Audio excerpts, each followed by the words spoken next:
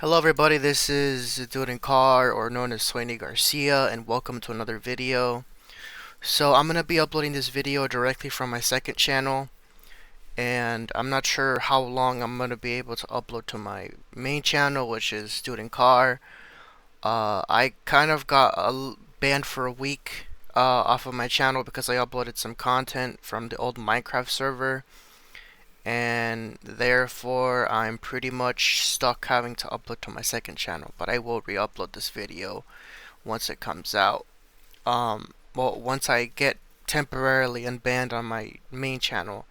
But anywho, today I have a story time for you guys, and this story happened in 2022, 2021, I'm not really sure, just somewhere around there. And I was getting into Facebook dating, and I happened to come across the profile of this really attractive girl, and she lived all the way in South Carolina. But she was one of those profiles that I took a look at and I was like, oh, she's really attractive. And I swiped right across her profile, and I did not notice at the time that she was into that spiritual stuff, that mythological stuff. I didn't think much of it at the time. I was just looking more for her looks at the time because I think she looked really attractive. I was into girls who look really attractive, especially sharing qualities that I'm into a girl. So, I ended up hitting her up. She kind of trolled me a little bit towards the beginning and made it seem like it wasn't her. So I'm like, am I dealing with the catfish situation or what's going on? And then she was just telling me that she kind of was messing around with me and stuff, and she was just joking around. I was like, okay, maybe she's like playful and everything. And we got to know each other and stuff. She got to know me, and we pretty much got along here and there, and we started forming a connection. But what I started noticing about her is that she liked to state and make it known that she was a bit of a narcissist. So I didn't really know what a narcissist was. I just brushed it off like however it was because I'm like, okay, I'm just trying to get to know her. This is good. Everything will go great. So then there started coming nights where she started saying like, hey, I think we shouldn't talk anymore. Like, I just don't think we should like keep on doing this. And so then there'd be nights where, she would say that, and then the next day she would text me again, and it's like, I thought you were just wanting to cut this off. And eventually it got to where she was saying that I was gaslighting her. And I didn't know what gaslighting meant. It went from I don't want to talk to you to why are you gaslighting me, and just the whole victimization, the whole thing that was going on, and I just started getting confused. So then, fast forward about a few weeks from, sorry, a few weeks from getting to know her, she ended up, like we ended up getting close like that towards where we went from just talking on the phone to then like saying goodnight and ending off the night there, ending the call. It got so obsessive. It got literally so obsessive that we literally started FaceTiming. Like we just FaceTime the whole night, the whole day. Like I can't believe I gave this trust to this girl, even though I didn't know her like that. But so be it, I guess. And so I recall one Sunday, before going to work, I was asleep. I was still on the phone with her, and I had a dream, a really vivid dream that I remember, by the way, where me and her apparently met up at an Airbnb in my city. It was Halloween, so obviously it was like around fall time, which was about pretty accurate to the time that this happened. And all I could remember was dreaming about Legos and about me and her like saying our goodbyes right after we met up at an Airbnb and stayed there for 2 days, right? Apparently that was a dream, and we had just kind of gone our separate ways and stuff, and she said, "Hey, this isn't really working out," and then we had a whole argument, like in the dream,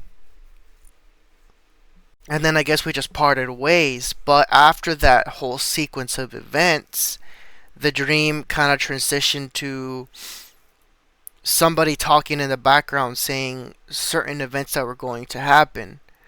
Now, I know that I mentioned she was spiritual and I should have paid attention more to it. But the thing is, the way these events were sequenced, it said your grandma's going to die, something's going to happen to you, you're going to lose your job, like a bunch of negative things, like if somebody were to actually doing tarot. And so I woke up and old girl was literally facing me, right? She was facing me on FaceTime. And as soon as I woke up and I asked her, like, hey, are you okay? She backed away from the camera and ended the call like 5 seconds later. I kid you not. That girl ended the freaking call 5 seconds later. So then in my head, I was like, what the hell's going on? So then, fast forward a few hours later, I had told my sister that was still living with me at the time to take me to work. And I go and I get in her car and I'm sitting in the back seat. My sister's driving, and like right around the 2 minute mark before getting to work, before she dropped me off, this one song that I cannot remember the name to, by the way, was hitting. Jeez, I keep on freaking yawning a lot. So this one song on my AirPods while I was listening to the song had popped up, and all of a sudden I started getting really emotional. And I don't know if it was because I wasn't used to her hanging up the phone randomly, or I don't know what she was doing, or I had so many emotions in my head, and that wasn't very normal of me to cry just like that because of a song. So then I got to work, and my manager at the time, she was working with me. She was noticing that I was feeling a little gloomy that day, and she kind of had her presumptions. And she asked me what was wrong, and I told her, and I could do nothing, nothing, guys, nothing but cry that entire day.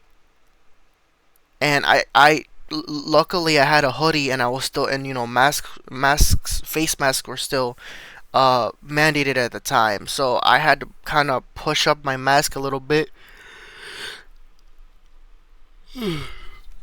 to hide the fact that I was crying.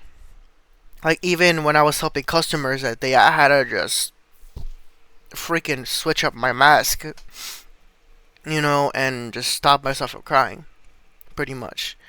But it was so bad, like I'm telling you guys, it was so bad. Like I don't know if that girl had tried to do like had tried to like do some witchcraft or did some witchcraft or something.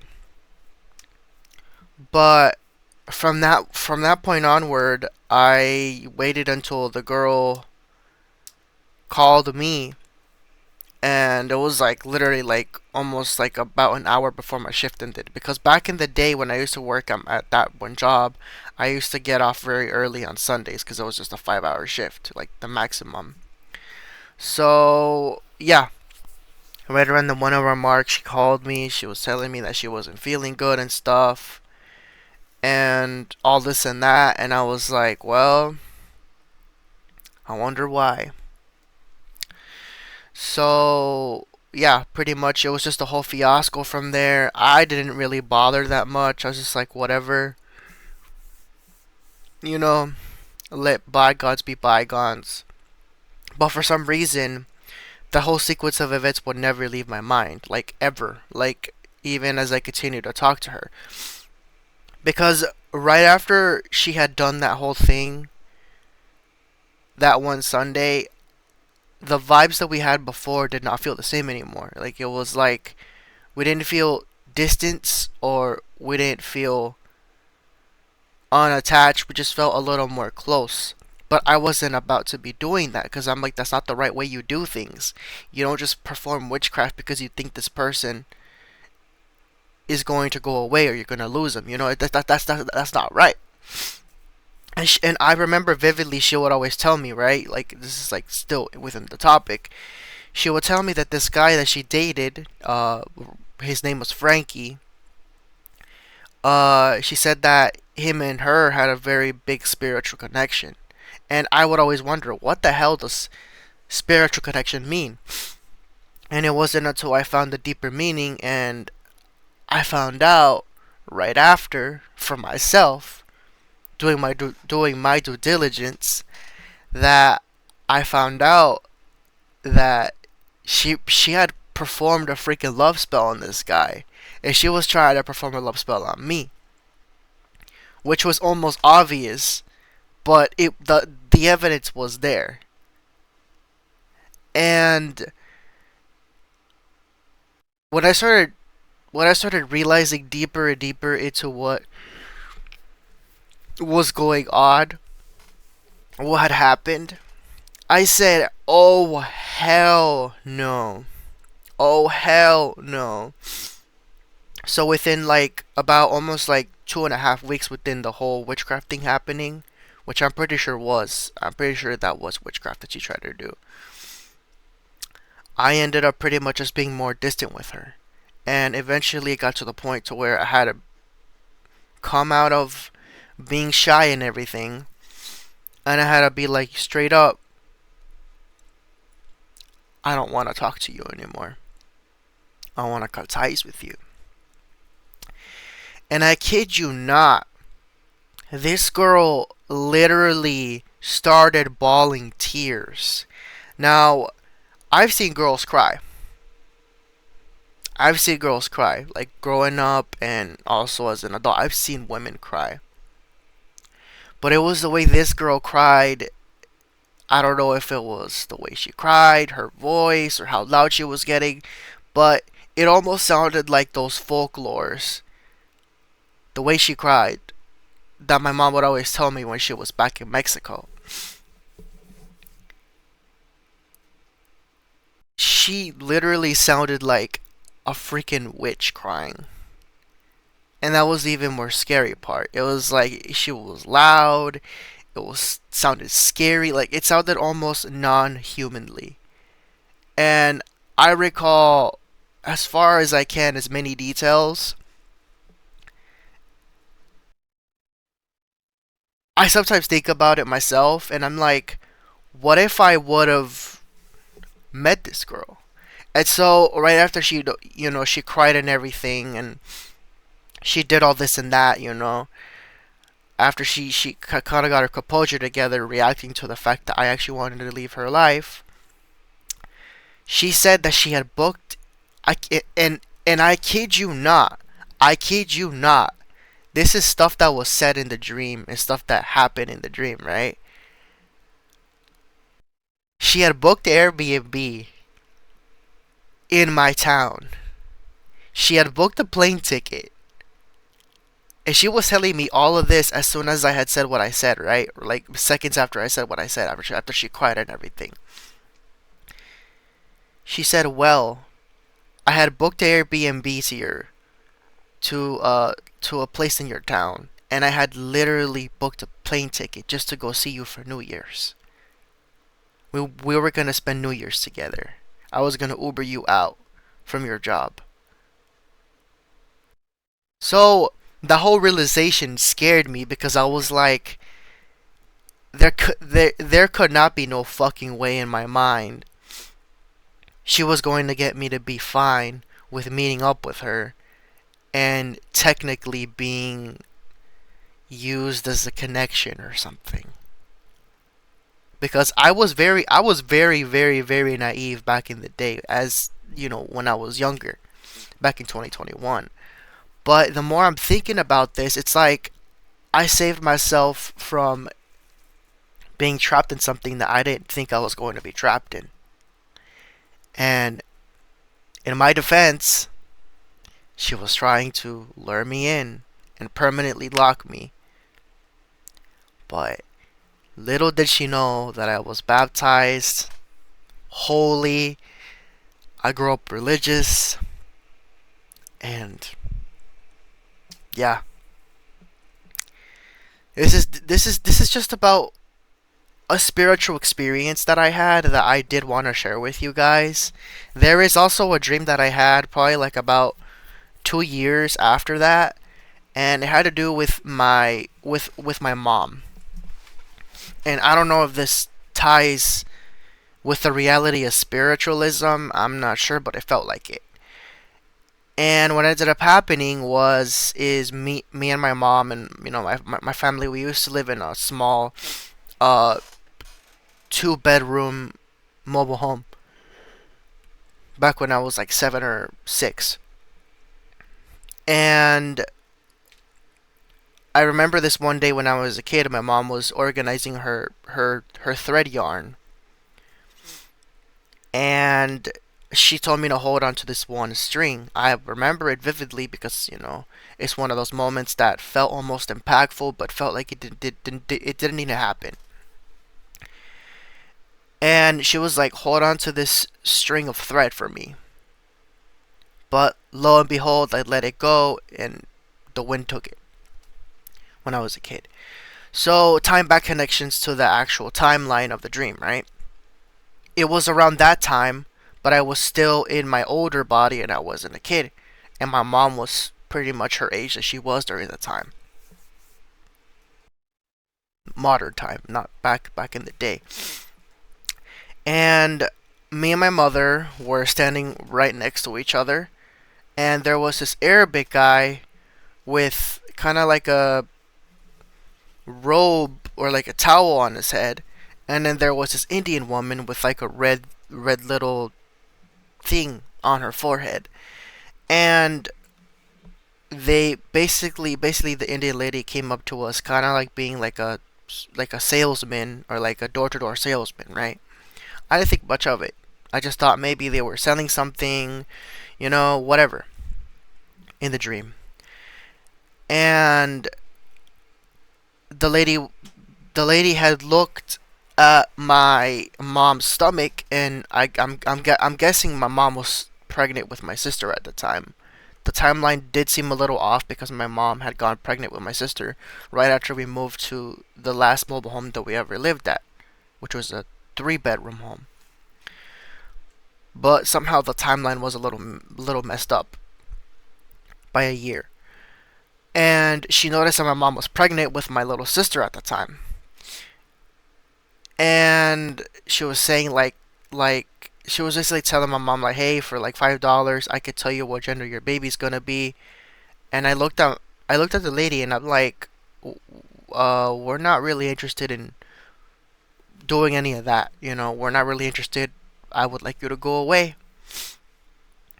So then the Arabic guy that's standing next to her and the Indian lady that's standing next to her, the Indian lady that's there, look at me with this like dead shot in the eyes look, right?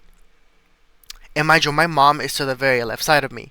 She's standing right next to me, and I'm on the right side of her, my mom. And my mom turns around and looks at me, but looks behind me, right? And she has this like really, really shocked expression in her face, like she's like. And then she looks at me, and she literally says, "Do not, David. Whatever you do, do not turn around. Do not turn around."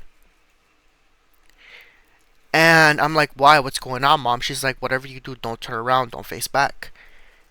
And I was like, "Okay." I'm like literally turning around right now because I'm like actually that scared to tell a story. But anywho, I don't turn around, and I could feel this like hand creeping right here, like gripping onto this part of my face with like really sharp claws. And then I could feel another holding onto me like this, like literally like this. Almost like it feels like it's trying to rip my fucking face out or something. I get so scared that I wake up from the dream, right? so scared that I literally ended up turning on my freaking phone light, and I kept it on for 2 hours. I was literally awake for 2 hours, scared, because my room was just that dark. And from that point onward, I never had that experience again. But the claws felt real. The claws did feel real. It felt like something was trying to grab me and rip me apart. Or like hold me in place. I'm not sure, but yeah. That is as scary as I could probably tell the story, honestly, and there is way more to come. There is way more to come. Way more stories to come, but I wanted to go ahead and share with you guys. My little spiritual experiences. I didn't really have many growing up. Um I did live in a house, like the very last mobile home that I lived in. There was rumored that they did see a ghost or two, but I'm not sure how much with the grain of salt I used to take those things, because my sister had my youngest sister, she had turned like 3 or 4 at the time, and she had taken a picture with her like very best friend, her very first best friend, and they were standing in the back porch of the neighbor. And I kid you not, when the grandma of her best friend took the picture, she was saying that in the image she saw a little girl standing to the left of where my sister was, and a little Indian boy, which was like an indigenous Indian, standing to the right of her best of my sister. I'm guessing. I'm I'm not sure, but she was saying that there seemed to be a third face in the background behind the railings of the stairs. I'm like being superstitious right now. I don't know why. And she was saying that they believed that there was 3 people there, but there was nothing, as they recall. So I'm like guessing that the old neighborhood I used to live in before I moved out here to the big city is maybe there was, or that the whole area in the next town over must have been an area where natives used to be, or either there must have been a cemetery there, but we don't exactly know. But I get some speculation sometimes. I think more as in I know, but then I don't know. And then for a time there, like 2 years before we moved out to the big city, my mom used to go over to these rosaries where they would pray for like about an hour for somebody who died, or it would just be a seasonal thing. Coming October, November, all the way into December, they would do these rosaries. And my mom would be invited to these rosaries across the neighborhood. And there was this one lady who lived right in front of my bus stop at the time. She was like literally she was like literally like right there, right across the street where the stop sign was. And she was telling me that one night, well, she was telling my mom that she had gotten a recording of two unidentified objects, like two actual. Well, from what I saw, they were just specks of light. But she had told my mom that she had seen 2 aliens flying above the pergola of where the mailboxes are in the neighborhood. So here, I'm about to show you guys.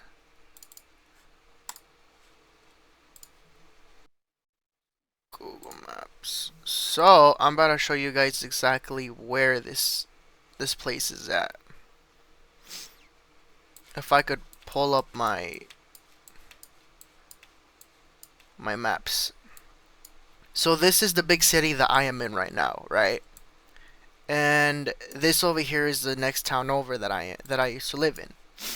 So I used to live in this little area here. This place called Mobile Estates, right? And so the lady lived right here in this house. The one that would tell the stories about the aliens, right? She lived right here in this house. And this is where the mailbox pergola was, right here between this whole entire forested area. And she had shown my mom and me a video where these two objects were likely walking from the wooded area, and I'm guessing they had jumped onto the top of the pergola of the mailboxes, and they just started like floating up in the air. But they were like two specks of light, which I'm pretty sure at the time I'm pretty sure it could have been just like a plane or something, but they looked to be hovering up in the air to get onto something or to enter something. But I didn't really get a look good, a really good look at it. But yeah, it's like throughout time there always was superstitions that there was elves roaming around where the river was, because this right here was literally my bus stop, and right here is like this little creek that would pass by through the back of my house. I lived right here in this very very house where it says Coronado Brothers, right there. And I kid you not, living in this area was adventurous, it was cool. But would I ever go back? No, I would never go back to this area. Because this area used to always, like, I remember as a kid, this area used to always flood. This area used to always, all the time, just flood. And I remember also one year that the street had flooded so bad that this whole entire portion and about half of the street here had been flooded with water because the creek didn't really have anywhere else to go with water. And our breaker box to the house had gone damaged, and we had to go stay at a Best Western provided by the Red Cross. And I remember that entire week was almost very ominous because it felt like I was living in a different world. And it also kind of felt a little bit weird because in the sense, in a way, I started getting the feeling that I was living in a bit of homelessness. Now, sorry if I do rant a lot about these random stories, but it's like once I start talking about one thing, I can never in my life stop talking about it. So, this is the best that I will do. But anywho, I actually grew up in the street Jerry Drive, and a lot of things happen here, you know, between apparently elf sightings and alien sightings. I mean, it was just a lot of stuff that I kind of grew up around. And I remember going to Webb Street, the second street over, and befriending this girl and this girl and this guy who were like brother and sister. And I would always invite them to parties and stuff. My mom would always invite them to like birthday parties they would throw for me and my sisters. It was a whole charade of a bunch of good things. Oh, did they take this house away? I think they did take this house away. So anywho, what ended up happening is I became really good friends with them, and I started making a lot of friends in the neighborhood. It was a whole good fiasco from there. But my only issue was there would be days where they wouldn't be able to come out, and I had a bunch of old friends that started moving out of the neighborhood. I remember the kid that lived in this house over here, which is hidden between the trees. He ended up moving out, but we ended up basically building a tree house, or trying to build a tree house from a bunch of junk that the people in the street along here would throw away. And we never ended up completing the tree house. And then I remember going into my next neighbor's house over here and just walking into their house and taking stuff from the fridge. And they wouldn't even say anything because I was just a young kid. But I remember getting free food from them from time to time. My mom obviously would catch on to that, and she'd be like, "What are you doing? Why are you taking food from them?" Even though I was just a kid, I remember having a friend here in 110 who was named Vicente, or yeah, Vicente, and yeah, um, I remember his little sister and my sister never got along, and one time I guess my mom had thrown a party for me, or no, for my little sister, and I guess my sister had mixed a potion out of like toilet water and like shampoo from my sister's bathroom, and I guess she ended up throwing something on that girl's dress, and I guess the girl ran back to her house crying, telling her mom. I remember a boy named Sebastian living here at 103 who I used to get his name confused between Vicente and Sebastian. So, yeah, I think I also remember his mom being white and his dad being Mexican. From what I can remember. But yeah, it's this these were some pretty nice memories that I remember. Sebastian was a pretty good friend, but him eventually moving out is what really, I think it's what really just made life boring there, I feel like. And then over here at 108, I remember there living a Native American family. Well, not Native American, but an African American family who would like pop a bunch of firecrackers over here in front of their house in bottles. That shit used to be so fun.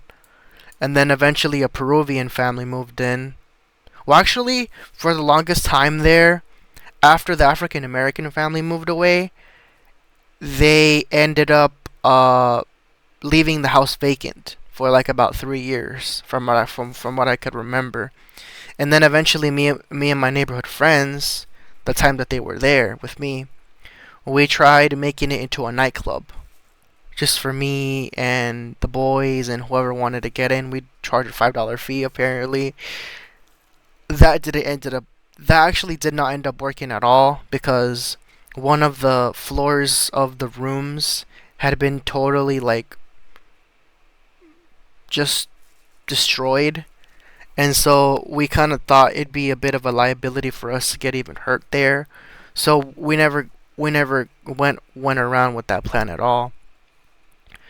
I remember this boy here at 100 named Daniel who would always come to our house, part at like literally when parties were going on just to steal Wi-Fi. I remember having a friend in 102 who was a girl. We went from best friends to literally enemies. She was my first kiss, by the way. Uh, and yeah, I think I could recall so many other stories in this neighborhood, but there's just too many to name. I feel like the girl at 102, she ended up being my first kiss because we were literally hanging out in lawn chairs right behind my house, and I was just chilling like a kid. I didn't know what first kiss was. I didn't have any education on that. I kind of just ended up finding out on my own, basically. And we were just sitting and we were just talking about Pokemon cards and stuff and like yard sales and like a bunch of cool stuff that ended up happening that week. And I just turn around and look at her to talk to her, and all of a sudden she kisses me in the mouth. And I was like, what? Like, almost confused. And I remember her mom and my mom. Well, my mom didn't really like her mom because her mom was a hoarder. She liked to hoard a bunch of stuff. And I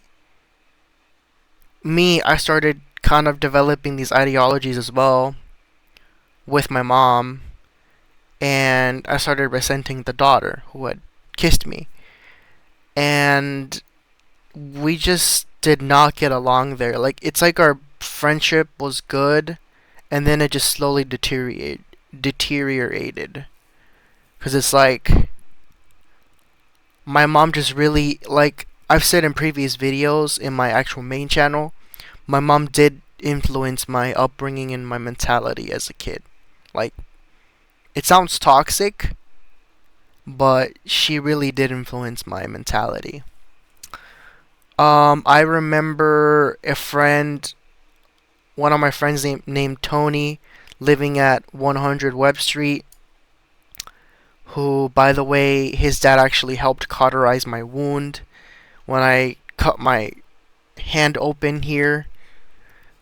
The whole story with that is a girl who was my crush in first grade. Her name was Eunice.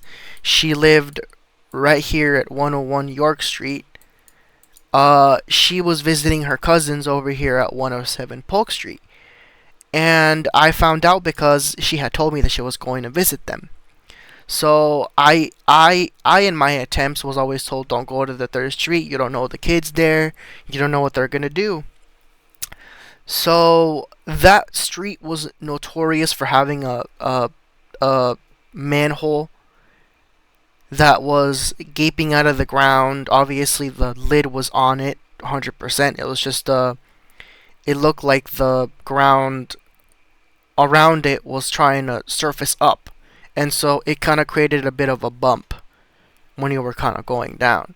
So my dumb self, I remember going to Tony's house and telling Tony that I was going to try to get with Eunice. I was going to try to impress her by doing tricks on my bike in front of her cousin's house. And I ended up going there, but Tony was like, be careful, dude. Like, nobody else from before, like all the friends that we used to have, aren't around anymore. So they can't back you up with defending you from anybody. So I went, I got on my bike, and I rode all the way to Polk Street. And I ended up riding my bike. But what I didn't know that day is my shoelaces were fully untied, and I had a really nice mongoose at the time, a mongoose bike. And I kid you not, I was trying to roll my bike so freaking fast, but once I felt my bike stall, because my shoelaces were between the pedals and everything, I remember falling. And I remember this very sharp rock right next to the manhole freaking slicing right into my hand here. And I remember just bleeding profusely, like wiping it on my shirt. I remember there was this street light pole right here. I ended up wiping my blood on that, and I was basically still dragging the bike by the pedals with my freaking shoelaces in my feet, and my feet just dragging behind it with a bloody hand. So I ended up going back to Tony's house, and for some reason that day, well, actually not for some reason, but Tony's dad specialized in tourniquets and special little trinkets for medical uses. I'm guessing that's what his dad did when he lived in back in El Salvador, because they were from El Salvador. And he saw me bleeding profusely out of my hand, and this little trinket that he was using that same day. He said, "Hey, hey, are you okay? Are you okay? Are you okay?" And I'm like, "Yeah, yeah, I'm just bleeding a lot. I fell on my bike." And he went ahead and wrapped it up and cauterized the wound and everything, cleaned it up. And then I remember my parents that night, they had thought I had gotten kidnapped or something. And they were calling around everywhere, to say like, "Hey, where's our son?" and everything. And eventually they got through to Tony's parents, and Tony's parents are like, "Yeah, he's here with us. He actually um, he actually got hurt." So eventually, I ended up making myself way back. Actually, Tony's dad and Tony had walked me back to my house, and I ended up, putting my bike away, and they walked back to their house, and I walked in, and my parents were like freaking out because they're like, "Oh my gosh, you got hurt! Should we take you to the hospital?" And they were just like both washing. They grabbed my hand and like washed it. Um, they were like washing it on the in the kitchen sink, and my mom was just over there screaming and stuff, saying, "Why the heck did you go out? Why'd you go to the third street? You're not allowed to go out anymore." And my dad was just like, "He'll be okay. He'll be okay. Like this is just something small. Like he'll be fine." But my mom was always the instigator to freaking out. She loved to drag it a lot for some reason. And yeah, uh, from that point onward, I stopped going outside. I stopped being an outside kid, and my life just as a whole, I started playing video games a lot. My mom started not liking the idea of me playing video games, and honestly, it's like, what do you expect? Like, you prevented me from going outside. What do you expect? So, my mom would always confuse me at so many times. She would always confuse me so many times because I'd be like, "You want one thing and then you want another. Pick one." And then eventually my mom ended up sending me to a summer camp during summers because notably I would never study during summer vacations, and I would just spend it the whole time playing video games or going to summer camp. So inevitably, summer camp was fun. I have a story about summer camp up on my main channel. I hope I'm able to upload this to my actual channel, Dude in Car. I'm gonna try. But yeah, guys, this is so far the entirety of story time and the full extent of it, and just the memories and everything in between. Hope you guys enjoy, and I will see you guys in the next one.